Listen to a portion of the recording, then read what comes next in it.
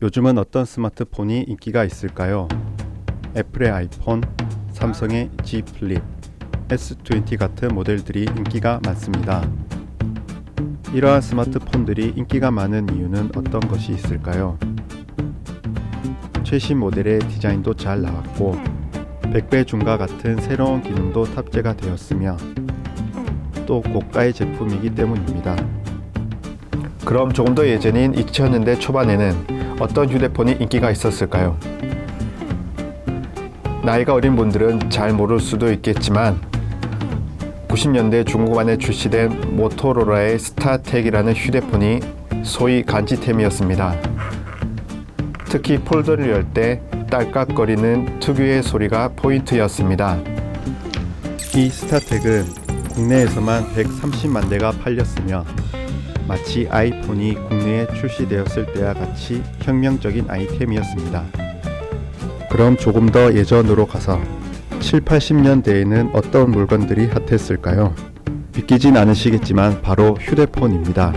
당연히 우리가 흔히 알고 있는 투지폰이나 스마트폰은 아니고요. 달리는 자동차 안에서 통화가 가능한 일명 카폰이었습니다. 1960년대에 최초로 사용된 카폰은 지금처럼 발신자가 전화를 걸어 바로 통화를 할 수 있는 것이 아니라 통화를 하고 싶으면 교환원에게 차량 번호를 알려주고 그러면 교환원이 카폰이 설치된 차량에 신호를 보내서 통화를 할 수 있게 되는 수동식이었습니다. 그리고 이 당시 카폰은 단방향 통신만 가능했기 때문에 자유롭게 통화할 수 있는 것이 아니라 무전기 마냥 한 사람 말이 끝나야 다른 사람이 말을 할 수 있었습니다.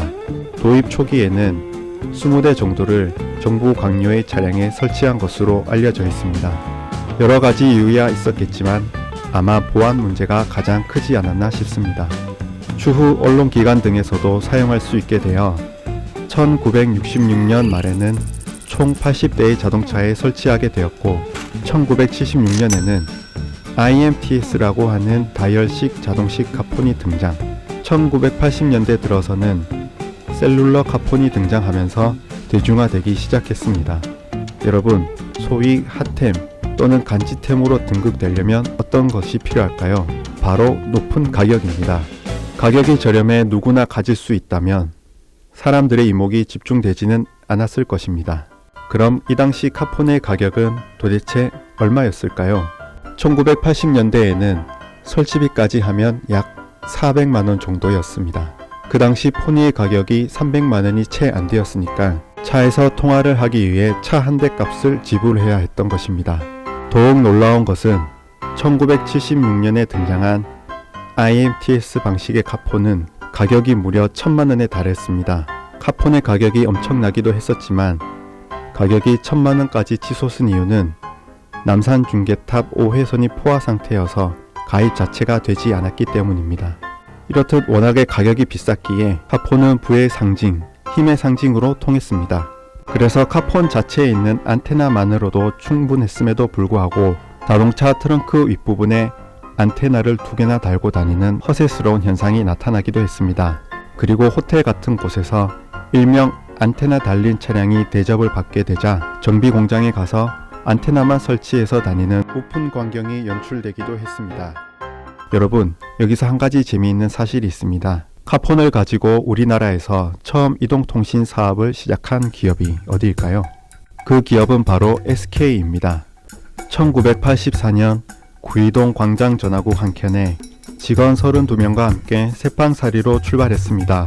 한국이동통신서비스 주식회사로 시작한 SK의 전신인 이 기업은 자본금 2억 5천의 소규모 기업이었지만 설립 첫 해에 가입자 2,600여 명, 매출액 3억 9천만 원이라는 놀라운 실적을 기록하였습니다.